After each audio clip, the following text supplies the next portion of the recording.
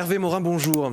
Bonjour. Vous êtes président Les Centristes de la Normandie, ancien ministre de la Défense. Nous devons trouver une nouvelle voie à l'Assemblée nationale par le dialogue, le dépassement des clivages habituels. C'est par ces mots que débute la lettre de Gabriel Attal, envoyée ce mardi aux différents chefs de groupe à l'Assemblée.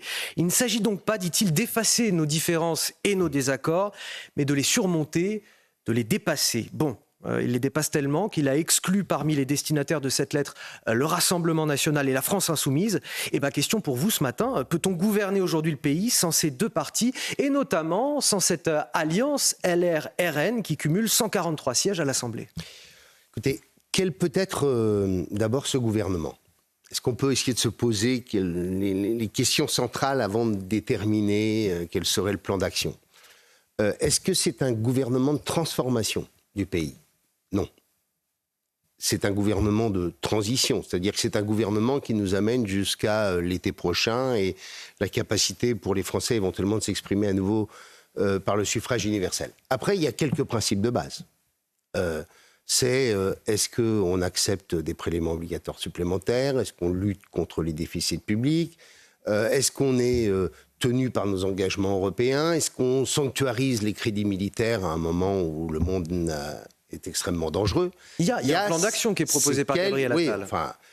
Il y a comme c'est un gouvernement de transition, il ne faut pas se raconter d'histoire. De transition jusqu'à quoi? Je ne comprends pas. De transition jusqu'au moment où on pourra à nouveau dissoudre l'Assemblée nationale, reconstituer une majorité, bâtir une capacité. Vous pensez que d'ici un an, on court droit vers la dissolution de l'Assemblée une nouvelle fois avec un nouveau vote législatif? Très probablement. Ce que je sais, c'est qu'on a une année où l'essentiel du travail du gouvernement, c'est d'essayer d'améliorer les choses sur un certain nombre de points et surtout de faire voter un budget. Et un budget qui répond à la question qui nous est posée par les institutions européennes, c'est qu'est-ce que vous faites pour réduire votre déficit? Puisque là, nous sommes dans une période où nous sommes sous la menace de sanctions de la Commission européenne pour déficit excessif. Pardon, mais ce sera la seule question pendant un an? Pendant un an, nous ne faisons pas Pas de réforme, rien. Il y aura très peu de réformes, il ne faut pas se raconter d'histoire. Il y aura la capacité de pouvoir bâtir un certain nombre de politiques d'ajustement et rien d'autre. Je prends des sujets simples. La question qui se pose pour le gouvernement de demain, c'est est-ce qu'on maintient le programme électronucléaire français? Est-ce qu'on continue à apporter dans chaque région ce qu'on appelle les COP régionales, c'est-à-dire les politiques régionales qui sont déclinées autour de la question de la transition énergétique? Est-ce qu'on dégage de nouveaux moyens ou on mène des politiques qui permettent d'améliorer la question du logement? Mais vous condamnez à l'immobilisme juste pendant un an. Là, vous nous dites qu'il n'y aura pas de réponse. Parce que la dissolution nous a amené à cela. Question aussi qui pourrait être posée durant cette période, compte tenu du contexte politique, c'est celle d'ailleurs ce que propose Gabriel Attal, ce sont des questions sur les institutions. Est-ce qu'enfin on introduit une dose de proportionnelle qui est un discours politique tenu par à peu près tout le monde au moment des élections? Bref, il y a un certain nombre de sujets sur lesquels on peut être. Les grandes transformations, les grandes réformes du pays pendant un an, il n'y en aura pas.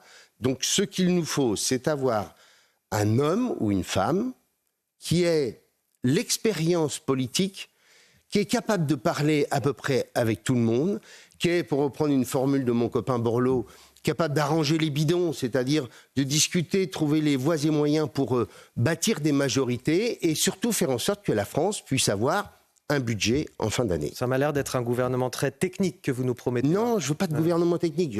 Je trouve, très franchement, je regardais la campagne de la candidate de la France insoumise. Ça a quelque chose de... Alors c'est peut-être parce que c'est un vieux con qui parle, qui fait de la politique depuis 20 ans, mais ça a un côté quasi indécent de quelqu'un qui n'a jamais exercé aucune responsabilité politique et qui est directrice des finances à la ville de Paris, qui dit moi je peux être Premier ministre de la France. Vous parlez de Lucie Castel. Oui, voilà. Ce que je crois, c'est qu'il nous faut quelqu'un qui a suffisamment d'expérience politique, qui connaît très bien l'environnement de l'Assemblée nationale et qui est capable, en quelque sorte, de faire en sorte que la France ne tombe pas dans une crise de régime. C'est ça qu'on lui demande. Alors justement, qui pour Premier ministre? Hervé Morin a donné des noms. Gérald Darmanin, dans le Figaro, semble voir d'un bon œil l'hypothèse Xavier Bertrand. J'ai dit que Xavier Bertrand, dit-il, avait de grandes qualités. Je ne me permets pas de nommer à la place du président.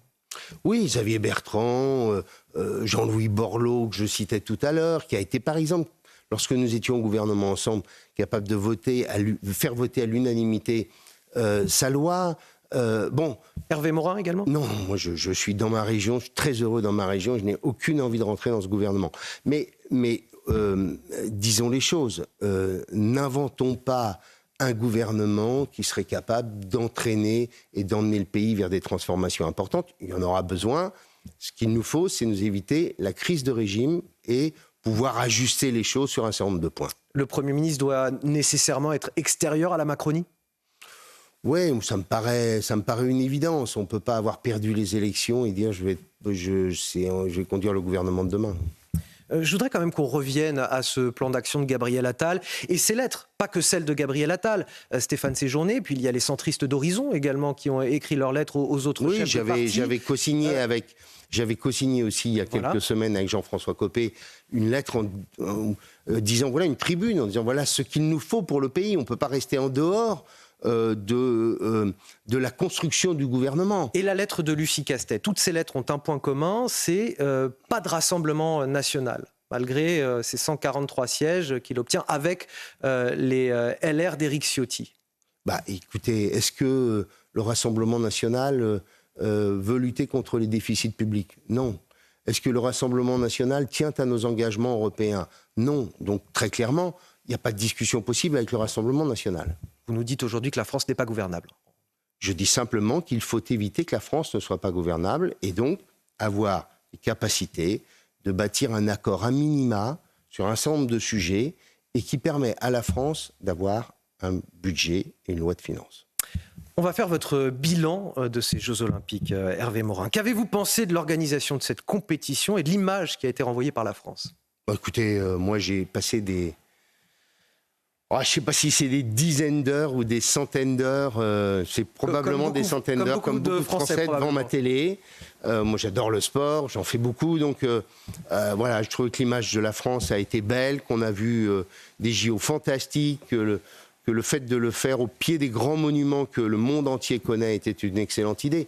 Voilà. Après, ne nous racontons pas d'histoire, il n'y a pas la France de demain parce qu'on vient de faire les Jeux Olympiques. La menace terroriste a été déjouée lors de ces Jeux Olympiques. La délinquance fortement réduite sur les lieux de compétition, notamment à Paris. Est-ce qu'il y a des leçons à tirer de tout cela pour le quotidien des Français au-delà des JO? Je vois d'ailleurs les premières images du Champ de Mars aujourd'hui sont marquées par le retour des vendeurs à la sauvette. Donc manifestement, on estime qu'une fois que les projecteurs sont partis, il n'y a plus de sécurité assurée comme au moment de la compétition. Je lisais qu'il y aurait des tas de conclusions qu'on pourrait tirer dans la mise en œuvre d'un certain nombre de politiques. Moi, j'y crois pas vraiment. À chaque fois qu'il y a des grandes crises, on vous explique que demain ne sera pas comme hier. Vous vous souvenez, au moment des grandes crises financières, on nous a expliqué que les choses allaient changer.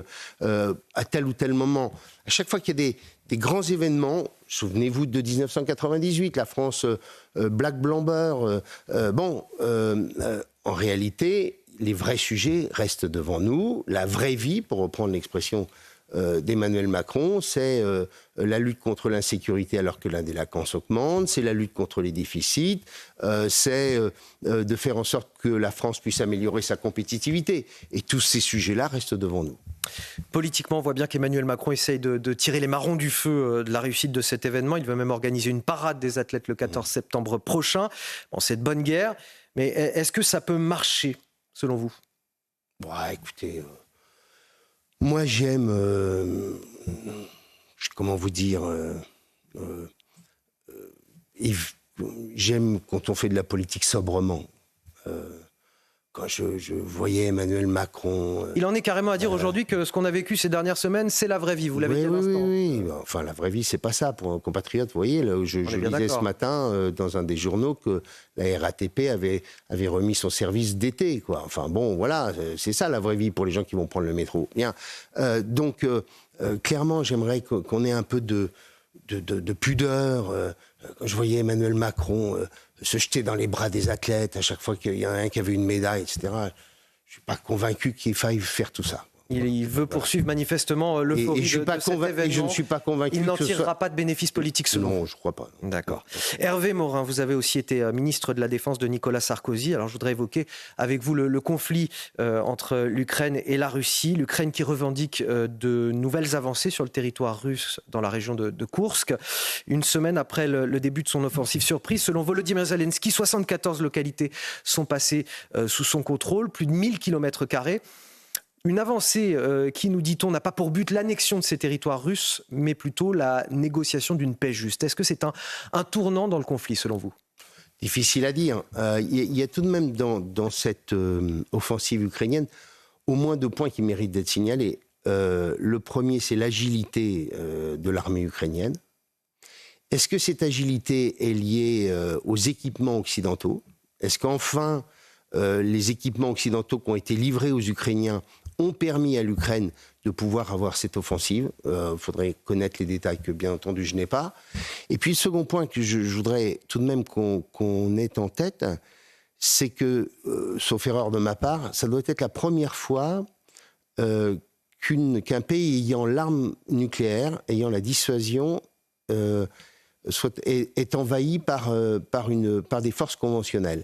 Et donc, ces questions-là, il faut les avoir en tête quand on aborde ce sujet. Ce que j'espère, c'est qu'à un moment ou à un autre, la raison finira par l'emporter et qu'il y aura des négociations qui permettront d'aller vers la paix, parce que ça fait quand même 2 ans que ça dure, plus de 2 ans, et que bientôt sonnera le temps de l'automne et de l'hiver, et donc encore des souffrances multiples pour des femmes et des hommes qui n'ont pas demandé la guerre. D'ailleurs, Washington s'inquiète de la fourniture de missiles balistiques de l'Iran à la Russie. Pourquoi Téhéran vient en aide à Moscou ? Parce que Téhéran soutient tout ce qui peut contester la place et déstabiliser la place des Européens et du camp occidental. L'Iran qui joue avec les nerfs du monde entier en ce moment avec cette riposte contre Israël qui pourrait embraser aussi toute la région. Le président américain Joe Biden estime qu'un cessez-le-feu à Gaza pourrait dissuader Téhéran d'attaquer. Une déclaration qui intervient un petit peu plus de 24 heures avant de nouvelles négociations pour une trêve éventuelle à Gaza et la libération d'otages. Est-ce que vous avez le sentiment qu'on peut encore éviter cet embrasement dans la région ? Je l'espère. Je l'espère. Et donc, oui, je trouve que les Américains ont raison de fournir les moyens de se défendre à Israël. Les risques sont lourds, sont importants. Et en même temps, il faut que les États-Unis fassent pression sur le gouvernement de Netanyahou pour faire en sorte qu'à un moment ou à un autre, il y ait une trêve et qu'on puisse en effet aborder notamment la question de la libération des otages.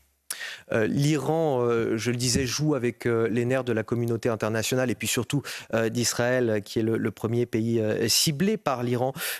Pourquoi l'Iran fait ça depuis 15 jours ? Est-ce que l'Iran, finalement, a les moyens véritablement de se permettre une escalade dans la région ? Moi, j'ai eu la chance d'aller en Iran au moment où l'Iran est sorti de cette période d'isolement. C'est une grande civilisation. Moi, j'avais été étonné de voir un pays qui avait été sous embargo pendant des années et des années, avoir des infrastructures dans cet état, des campus universitaires dans cet état. Et donc, l'Iran a été capable tout de même de continuer à faire voler des avions, par exemple, alors que ce pays était sous embargo. Donc, je me méfie de la capacité de l'Iran à pouvoir mener des frappes qui soient extrêmement dangereuses et très lourdes pour les populations qui seraient visées. Merci Hervé Morin, je le rappelle, vous êtes président Les Centristes de la Normandie, ancien ministre de la Défense. Et c'était ce matin votre grande interview sur Europe 1 et sur CNews.